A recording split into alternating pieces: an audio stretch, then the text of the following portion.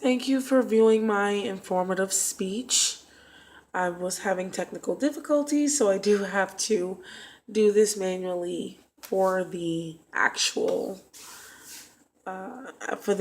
video. So my title is For Better or Worse: Technology's Impact from the Past to the Future. And my name is Joanna Moore from Mr. John Menzies, COM 100.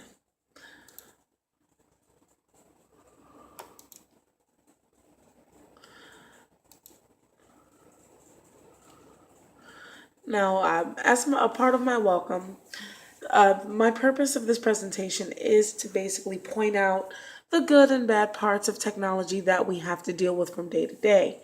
And it does actually involve everyone and allows everyone to understand the part that maybe think about the part of their lives that technology actually takes part in. So we're just going to go over a few things that may stand out as good or bad, and hopefully we can learn something in the process. Now, if you want to think back to when computers were basically ginormous and the cell phones looked like little bricks, or actually even before that, where they were actually large in size themselves, do you remember the size of your first computer, or how the main function of it was supposed to be typing and making things easier? Now, today we have total access on a simple cell phone, which is a fraction of the size. So, seeing the progress that our ancestors have made over the time period is actually quite impressive. Now, when I say a life bound by change, I don't mean anything negative in the form of chains or anything. Basically, we live for change. We live for the progress that we seek. We like getting the newest iPhone or Android because we know it's supposed to work faster, better. There's a new feature.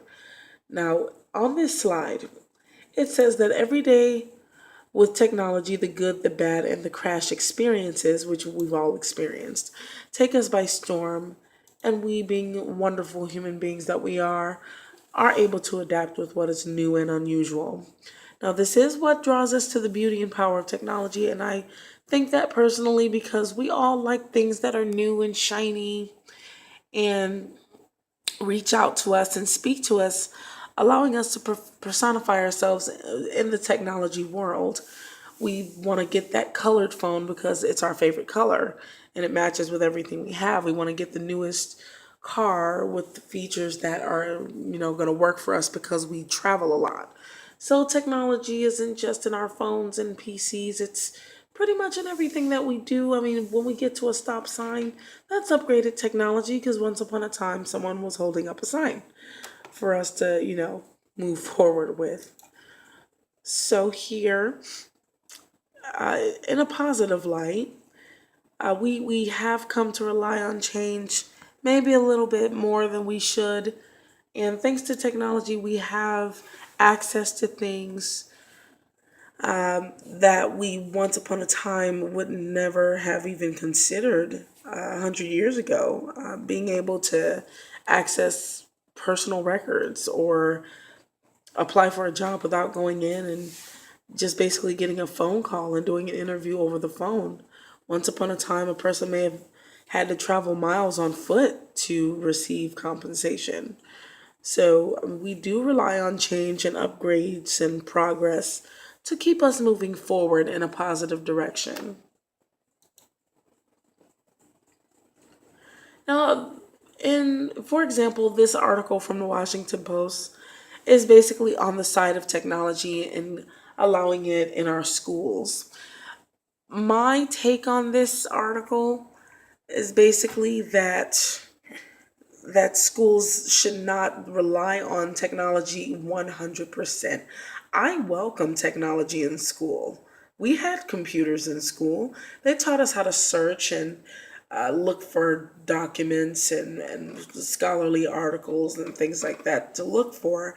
but it should not take over because human interaction is the number one way of learning. A baby is not going to be born with a cellular phone in his hand or waiting for him. Hopefully, that's not the first thing a baby is going to expect when he sees his mommy's face.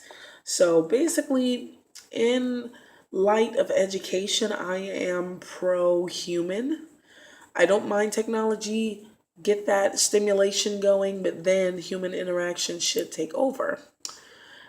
This school here on this screen is actually Cass Tech from my hometown in Detroit, Michigan. Very well known school growing up, and I was very proud to see this school, so I wanted to go ahead and post that. Now, I've reviewed this video for a moment. If you're not able to, you can always follow the link in my references. I'll make sure I get a good shot of the actual link. But it was actually posted on, I believe, I don't know it by heart, but it is from Kami by Alif Sampson, as it does state. Got a little bit of an interaction here. We really need you to watch this short video. She has a lot of passion about her outtake on education and how it benefits the teachers and how it saves time for the environment. So take a good look at that one. Now, overall, my point for this presentation was that we should not truly rely on technology 100%. And while it does add greatness to us, we are great without it, and we've always been great without it. But it is made to help us enhance our own lives. So please understand that technology and the changes that it goes through shows people that we're always looking for bigger and better things. And the sky is truly the limit for us because we are able to do so much.